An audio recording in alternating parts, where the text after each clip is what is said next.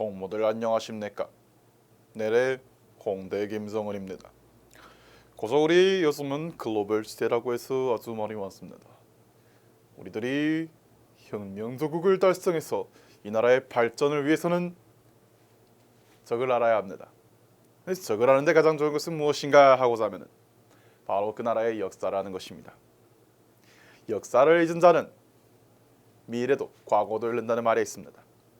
그래서 우리 대한민국의 앞날을 위해서 홍대 김성은이 여러분한테 교양세계사를 가르쳐드리겠습니다. 교양세계사를 하면 정말 이제 핵심적인 내용 위주로 다뤄야 할 것입니다. 우리가 이제 특정한 시험을 치르는 것이 아니기 때문에 아주 그 자세한 연도라든가 아니면은 그런 디테일적인 내용은 알 필요가 없습니다. 그래서 1강 인류의 기원과 농경의 시작. 자, 그럼 한번 가보도록 하겠습니다. 그래서 제가 홍대 김성이라고 불리는 이유는 이렇게 보시면 알겠지만 여러 방송, 해외 언론에서도 여기 보시면 여기 아주 미국에서 유명한 코미디 쇼, 버라이어티 쇼 진행자인 코난 오브라이언과 제가 사진을 찍은 것도 있지 않습니까? 그만큼 저는 글로벌한 인재다. 그래서 여러분한테 세계적인 경험을 가지고 세계사를 강의할 수 있겠다. 그래서 저는 학교도 제가 미국에서 나왔고 전공은 국제경영학을 했고 부전공은 역사학을 했습니다. 여태까지 7년, 8년 동안 있으면서 제가 그 미국 수능 세계사에 아주 전문적으로 강의를 했습니다. 그래서 여러분들한테 제가 그 강의 경험과 이런 걸 바탕으로 세계적인 국제적인 노하우를 바탕으로 해서 여러분한테 교양 세계사 정말 꼭 알아야 될 내용만 재미있고 한번 핵심 있게 한번 가르쳐 보도록 하겠습니다. 제 강의 한번 특징을 말씀드리자면 첫 번째로 핵심만 쉽고 재미있게. 이게 무슨 말이냐 하면 어차피 우리가 이것은 교양이지 않습니까? 그렇다면 우리는 아주 핵심적이고 쉽게 가르쳐도 됩니다. 그래서 여러분이 이제 공부를 하실 때는 이제 이것을 저거를 외워야 되나 이런 마음으로 보시지 마시고 한번 저것은 저런 내용이구나, 저것은 또 저런 내용이구나 이렇게 이해를 하고 넘어가시면 아무 문제가 없을 것입니다. 두 번째로 글씨는 적고 그림은 많이. 그래서 대부분의 이제 강의를 보시면은 정말로 이제 시험의 목적으로 한 강의 같은 경우는 글씨가 빼곡하게 있는데 저는 그런 거 별로 좋아하지 않습니다. 여러분도 이제 이런 강의를 보시면서 이것은 교양이기 때문에 그냥 이제 말 그대로 이제 여러분이 식사를 하시고 차 한잔 하시면서 본다거나 아니면은 뭐 쉬는 시간에 보신다거나 그런 식으로 해서 저게 저런 거구나 하고 그냥 이해할 정도로만 하시면은 아주 그림 많이 글씨는 적게 여러분 부담이 없을 겁니다. 마지막으로 정사랑 야사를 이제 동시에 다루는데 정사하면 이제 여러분이 정말 꼭 알아야 될 지식, 그래서 사실, 팩트 기반인데 야사는 이제 저것이 사실인가 아니면은 그냥 진짜로 설인가 아니면 그냥 꾸며낸 이야기인가 이런 이야기들인데 그런 것들이 아주 재미있는 것들이 많습니다. 그래서 그런 것도 한번 다뤄보도록 하면서 정사랑 야사를 해서 여러분이 정말 재미있게 들을 수 있도록 제가 한번 해보도록 하겠습니다.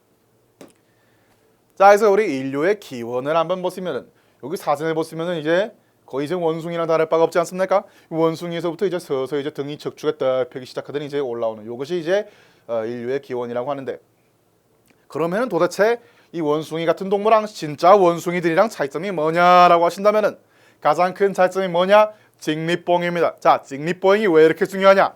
자, 원숭이들은 고릴라들이든 다 네 발로 걷습니다. 네 발로 걷는다는 것은 네 발을 다 사용해서 땅을 사용한다는 것인데 직립보행에서 척추가 이렇게 펴지게 되면은 어떻게 됩니까? 두 발만 사용해서 걸을 수 있으니까 두 손이 자유로워집니다. 자, 이 손이 자유롭다는 것은 어떤 것을 의미하느냐?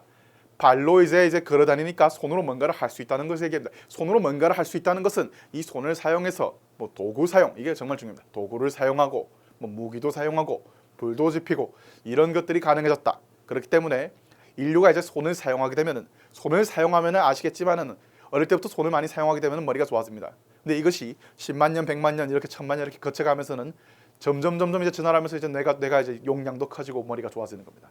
그래서 실제로 이렇게 거의 원숭이 같은 시절에는 내 용량도 거의 원숭이랑 다를 바가 없다가 손을 이렇게 사용함과 동시에 진화를 거듭하면서 점점 이제 현대 인간 같은 형태가 되는 겁니다. 인간이 되면서 이제 뇌 용량도 커지고 머리도 더 좋아지고 그렇게 되는 게 가장 중요한 게 뭐다? 이제 인간의 조상인 이제 인원이라고 하는 요 친구들은 원숭이랑 다른 점이 일단 직립보행을 한다. 직립보행을 함으로써 이제 두 손이 자유롭게 된다. 이것이 가장 큰 특징입니다. 그래서 뭐 이렇게 나중에 우리가 보면 알겠지만은 여기 이렇게 진화 과정이 아주 많습니다. 오스트랄로피테쿠스, 호모 하빌리스, 호모 에렉투스, 호모 사피엔스, 호모 사피엔스, 사피엔스. 이것이 이제 학명이고 보통 이제 세계사 강에서는 이걸 이제 순서대로 외워라, 각각의 특징에 대해서 외워라라고 하실 겁니다. 근데 저도 이제 간단하게 설명을 드리겠지만 이것은 크게 중요하지 않습니다. 고로 중요한 것은 뭐냐? 이 최초의 인간이라고 이제 인원이라고 하는 오스트랄로피테쿠스가 원숭이들하고 다른 점이 뭐냐? 바로 직립보행을 했다. 직립보행을 함으로써 이렇게 손이 자유로워졌다. 손이 자유로우면 우리 할 수 있는 것들이 아주 많습니다. 도구도 사용하고 그런 것들을 했습니다. 근데 이제 오스트랄로피테쿠스는 그래서 원숭이나 특징이 딱 한 가지만 아시면 됩니다. 손을 사용했다. 직립보행을 했다.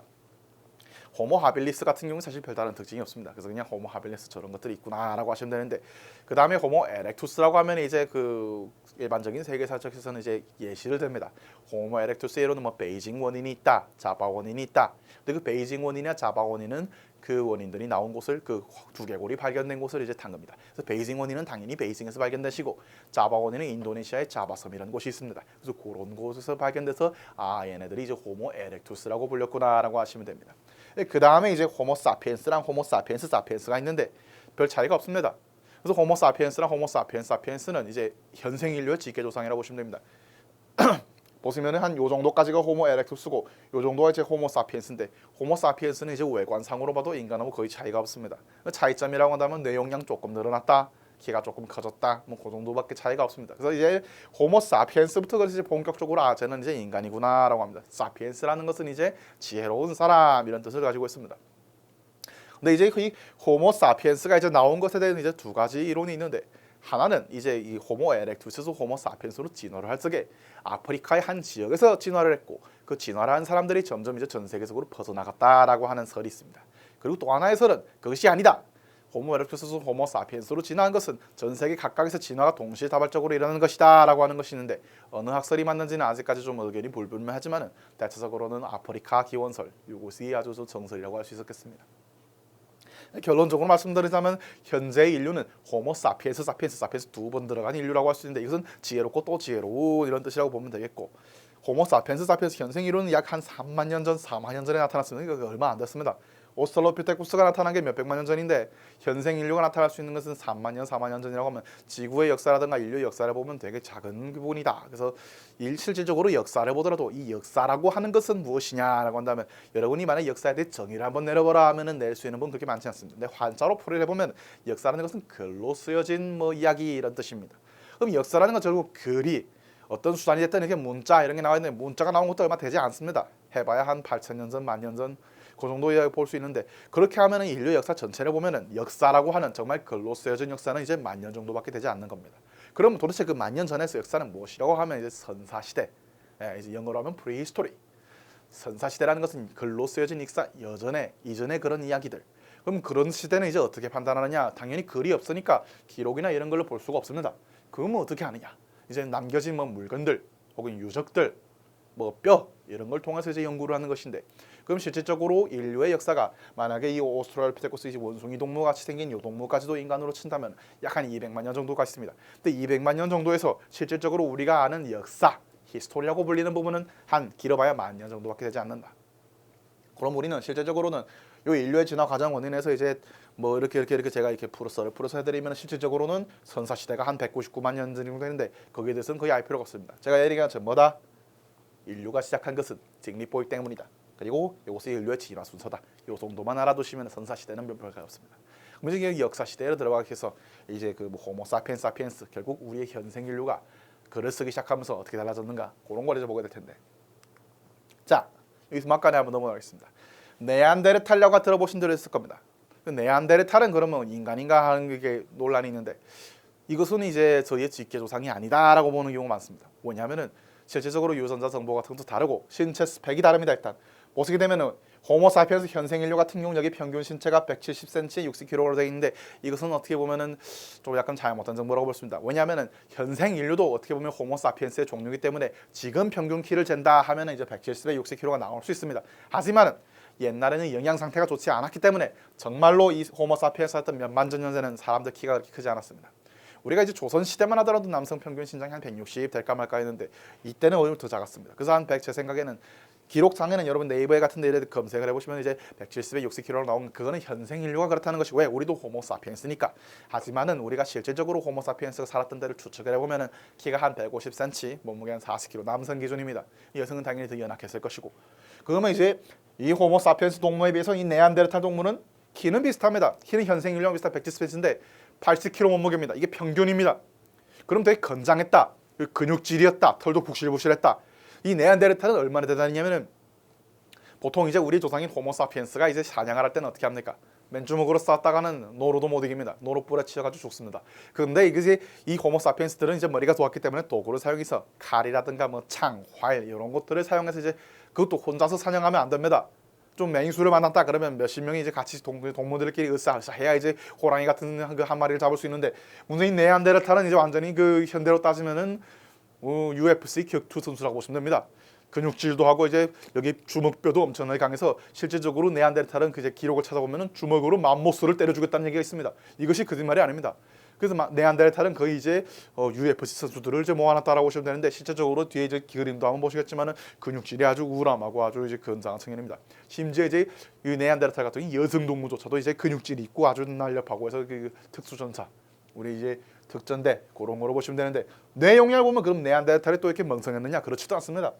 호모사피엔스가 이제 뇌용량을 보면 1350cc, 네안데르탈이 1600cc. 이게 물론 신체 스펙이 커지니까 뇌가 커졌다고 볼 수 있지만 결코 네안데르탈은 그 전에 뭐 오스트랄로피테쿠스 원숭이 동물과 같이 이렇게 뇌용량이 작은 건 아닙니다. 그럼 보시면은 이제 호모사피엔스랑 네안데르탈랑 비교했을 때 네안데르탈이 이제 훨씬 더 이제 힘도 세고 이제 머리도 이제 나쁘지 않지 않습니까? 근데 왜 이 사람 여기 네안데르탈은 멸망하고 우리 조상만 호모사피엔스만 살아남았느냐 하면 이제 여러 가지 설이 있는데 일단 활동 시기가 좀 겹치지 않습니까? 그러면 이제 원래 호모사피엔스는 만약에 아프리카 기원설이 맞다면은 아프리카에서 기원을 해서 이제 유럽이나 아시아 쪽으로 간 것이고 이 네안데르탈은 보면은 아프리카가 아니고 유럽 쪽에서 많이 활동했다라고 이제 나와 있습니다. 그럼 이제 네안데르탈이 왜 멸망하느냐 이제 원인은 뒤에서 보겠지만은 일단 기본적으로 호모사피엔스랑 네안데르탈은 동급의 인류다. 네안데르탈은 힘도 훨씬 세고 털도 북실북실하고 그리고 머리도 나쁘지 않았다라는 것을 알 수 있는데 자 한번 그림을 보세요. 여기서 이제 우리가 예상한 호모사피엔스 초기 호모사피엔스인데 현생 인류랑 뭐 거의 흡사하게 생겼습니다. 좀 약간 좀 머리 이제 두상이 좀 약간 원숭이처럼 생겼다 말고는 거의 흡사하지 않습니까? 근데 이 네안데르탈을 보시면은 이 네안데르탈 친구는 털도 북실북실하고 이 팔뚝 좀 보세요. 이 우라면 팔뚝으로서 맘모스 두개골을 까부수는 이 네안데르탈 친구들 보시면 이게 상대가 안 될 것 같지 않습니까? 예, 그래서 이제 한번 시간이 났으면 여기 링크를 타고 한번 들어가 보시죠. 그래서 호모사피엔스 관련된 다큐멘터리 이제 아마 프랑스에서 만든 것 같은데 이 다큐멘터리 보시면은 아주 그냥 우리가 생각하는 그냥 전형적인 원시인의 모습을 볼 수 있습니다. 약하고 연약하고 무기를 사용해서 겨우하고 불도 겨우 지피고 이런 건데 이 네안데르탈을 보시면은 이제 남성 동물랑 여성 동물 할 것 없이 근육이 아주 우람하기 때문에 이 네안데르탈 여성 동물도 이제 보통 이 여성 동물 특징사라고 보시면 됩니다. 이 한 여성 동물과 이 호모사피엔스랑 붙었다 그러면은 한 대여섯 명 정도는 상대할 수 있습니다.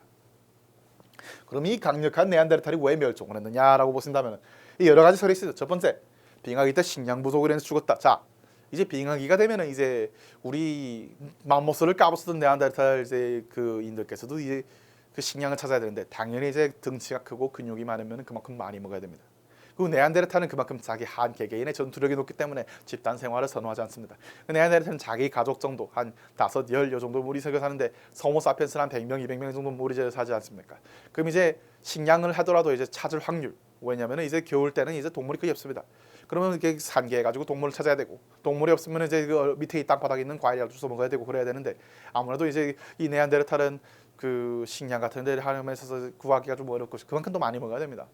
이제 네안데르탈은 이제 기록에 보면은 거의 호모사피엔스 한 3-4배를 먹었다라고 할 수 있는데 그러면 어떻게 합니까? 이제 많이 먹어야 되고 그만큼 식량은 없고 그것 때문에 명했을 것이다.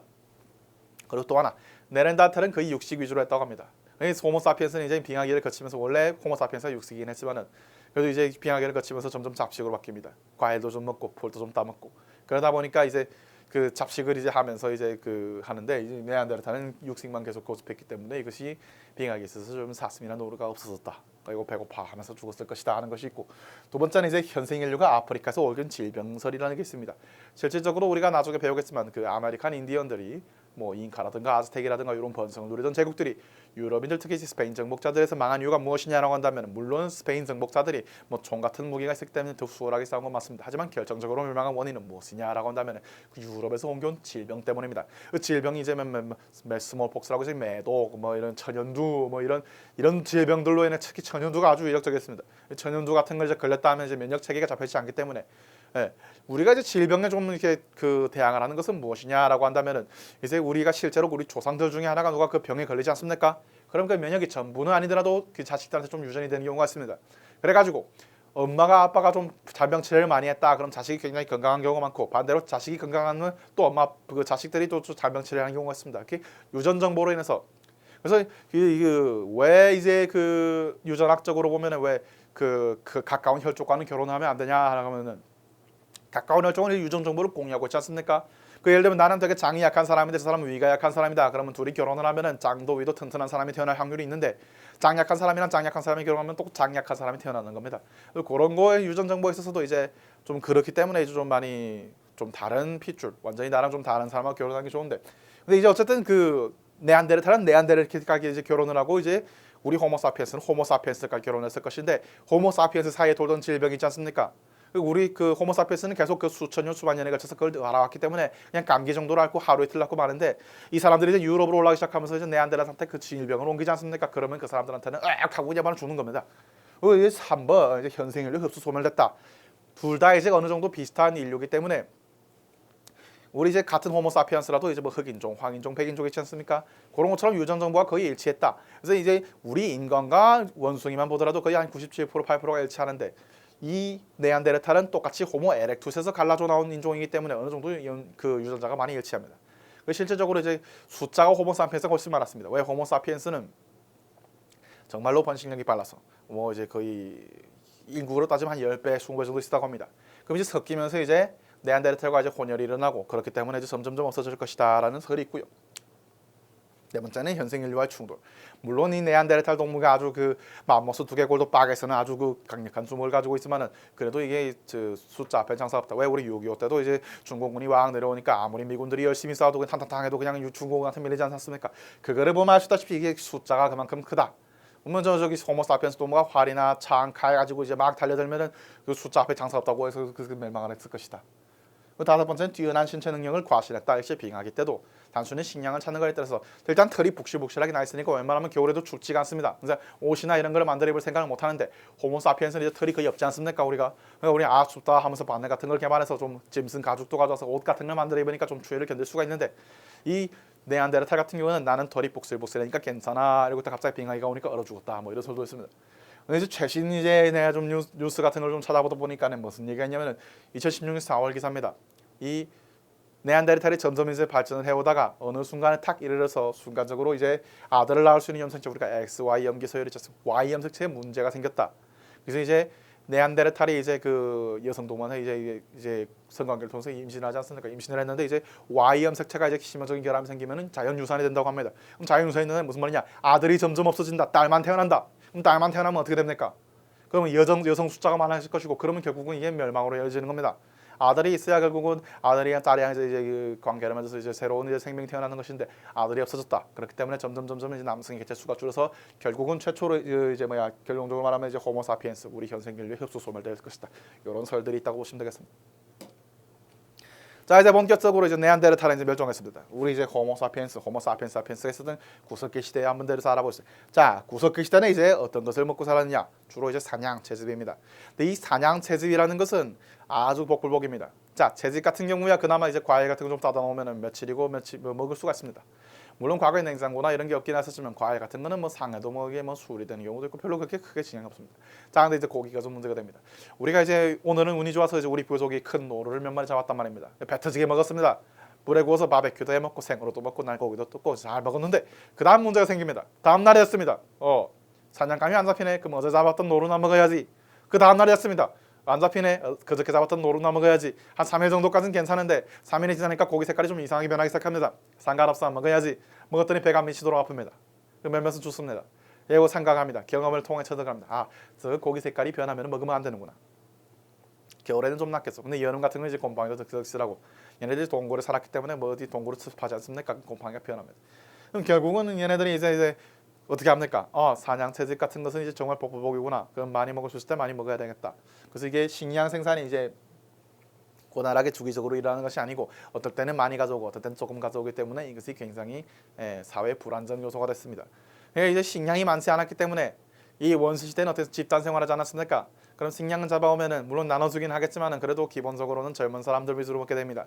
노인들이라든가 아이들은 이제 힘이 없어서 잘 이제 사냥을 못 하니까네 결국은 젊은 사람들이 먹고 남은 걸 먹어야 되는데 그러다 보니까 식량이 많게 되면 이제 아이도 숭풍숭풍 낳고 할 텐데 이제 아이를 못 낳게 되는 것입니다. 왜? 식량이 이제 많지 않기 때문에 우리가 아이를 낳으면 그만큼 이제 몫이 줄어들지 않습니까? 그만큼 아이를 낳지 않았다. 부족 땅에 집단 생활했고 이제 평등 사회였다라는 건 무슨 말이냐? 물론 이제 그 부족 내에서 싸움을 제일 잘하는 사람이 사냥의 리더에서 추장 정도 역할을 있을 수 있겠지만 그래도 기본적으로 평등 사회였다. 그리고 단체 생활했다는 건데 이제 모계 사회라는 말이 나옵니다. 전투 시대가 왜 모계 사회냐라고 한다면은 이 아직까지 구석기 시대에는 아직까지 그 현대 전통관의 그 관념이 아닙니다. 그래서 조금 약간 사람들이 뭐라고 할까나 이제 결혼이라는 관념 자체가 없다. 그래서 이제 일부 일처제든 일부 다처제든 이런 개념이 없고 그냥 이제 눈 맞으면은 사랑을 나누는 겁니다. 이 사랑 나눠 보니까 무슨 말이냐면은 다음 날은 요 돌쇠랑하고 그 다음 날은 이제 말뚝이랑 이런 식으로 하다 보니까 무슨 상황가 생기면은 아버지가 누군지 알 길이 없습니다. 근데 뭔지는 확실하냐? 낳은 어머니는 확실한 겁니다. 그러다 보니까 이제 내가 어머니는 확실한데 우리 아버지가 누군지 모르겠다. 그냥 요 나이 많은 사람들 중에 누군가 있을 거야. 이렇게 추측만 하지 어머니만 누군지 압니다. 그러다 보니까 이제 모계 사회가 되는 겁니다. 왜? 내가 낳은 자식은 전에는 내 자식이라는 게 확실한. 그렇기 때문에 모계 사회 이제 그 나이 많은 특히 이제 좀 자식을 많이 낳았던 왜 엄마의 엄마 이렇게 따라갈 수 있지 않습니까? 그럼 나이가 많은 할머니 이런 사람들이 이제 그 부족의 리더 역할을 하고 그런 것입니다. 자, 그래서 이제 뱃살이 왜 진화해진 거냐라고 하면 저같이 이렇게 배가 이제 숨풍숨풍 나온 사람들은 아주 진화가 잘 된 현생인류입니다. 여러분 날씬한 사람들은 그건 진화가 덜 된 겁니다. 왜 이게 진화해진 거냐 하면 구석기 시대에 뭐라 말씀드렸습니까? 식량이 좀 원활하지 않다. 식량이 원활하지 않다는 것은 고기를 많이 먹었을 때 막인 먹어야 된다. 남들이 2덩이 3덩이 먹을 때 내가 10덩이 먹어서 뱃살에 쌓아놓게 되면 이것이 다 영양분이 됩니다. 그러면은 뇌에서 어떻게 판단하냐? 여러분이 갑자기 하루를 굶고 한 끼를 굶고 하지 않습니까? 그 다이어트 할 때 절대 그러면 안 됩니다. 왜 안 되는지 아십니까? 우리가 수백만 년을 구석기 시대처럼 살아왔기 때문에 갑자기 음식이 들어가지 않게 뇌에서 뭐라고 반응하냐면은 지금은 이제 사냥과 채집이 원활하게 되지 않는 시기구나. 그렇다면 내 배에다가 영양분을 다 이제 저장해놔야겠다.